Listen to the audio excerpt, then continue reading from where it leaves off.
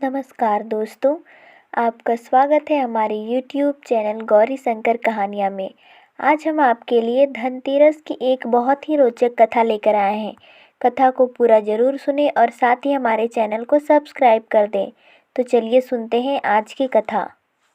उत्तरी भारत में कार्तिक कृष्ण पक्ष की त्रयोदशी तिथि के दिन धनतेरस का पर्व पूरी श्रद्धा व विश्वास के साथ मनाया जाता है। धनवंतरी के अलावा इस दिन देवी लक्ष्मी और धन के देवता कुबेर की भी पूजा करने की मान्यता है।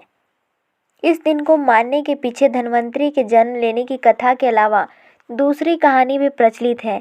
कहा जाता है कि एक समय भगवान विष्णु मृत्यु लोक में विचरण करने के लिए आ रहे थे।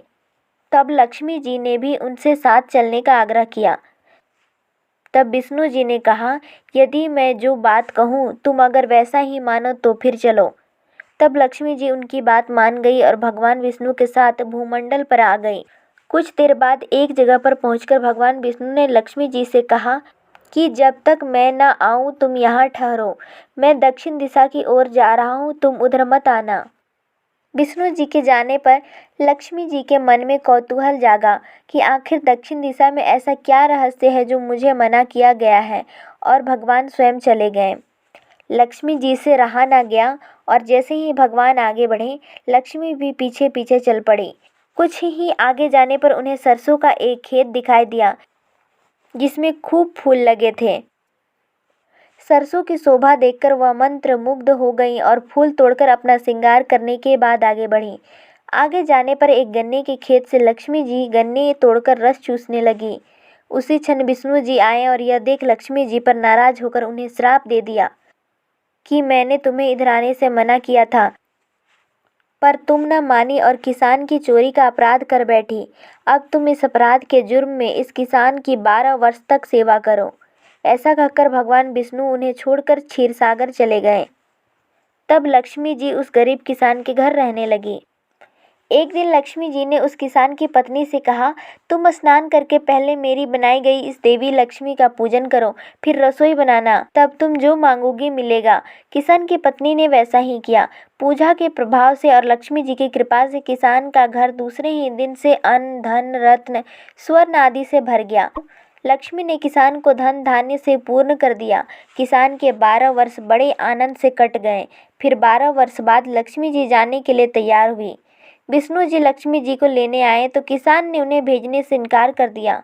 तब भगवान ने किसान से कहा कि इन्हें कौन जाने देता है, यह तो चंचला है, कहीं नहीं ठहरती, इनको बड़े बड़े नहीं रोक सके। इनको मेरा श्राप था, इसलिए 12 वर्ष से तुम्हारी सेवा कर रही थी। तुम्हारी 12 वर्ष सेवा का समय पूरा हो चुका है।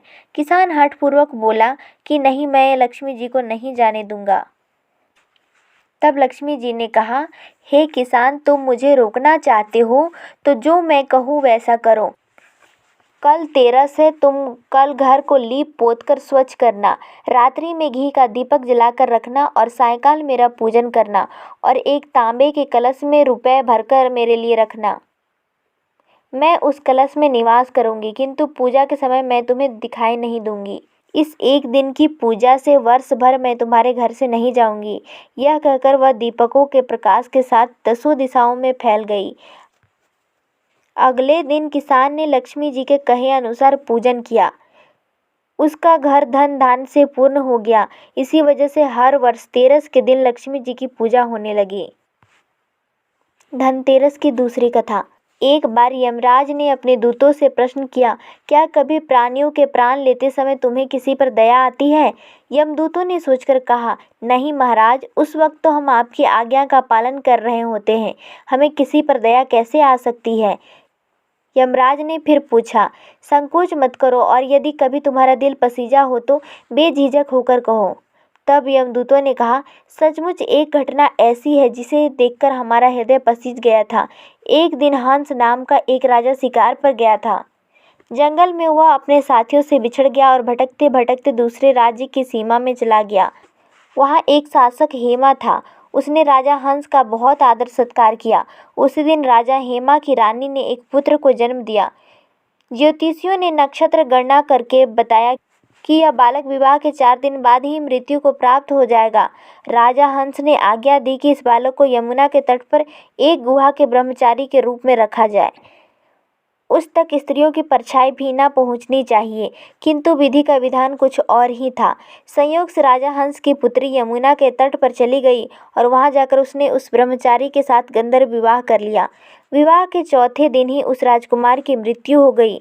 उस नवविवाहिता का करुण विलाप सुनकर हमारा हृदय कांप गया था कि ऐसी सुंदर जोड़ी हमने कभी नहीं देखी थी। वे कामदेव तथा रति से कम नहीं थे। इस युवक के प्राण लेते समय हमारे आंसू भी नहीं रुक पाए थे।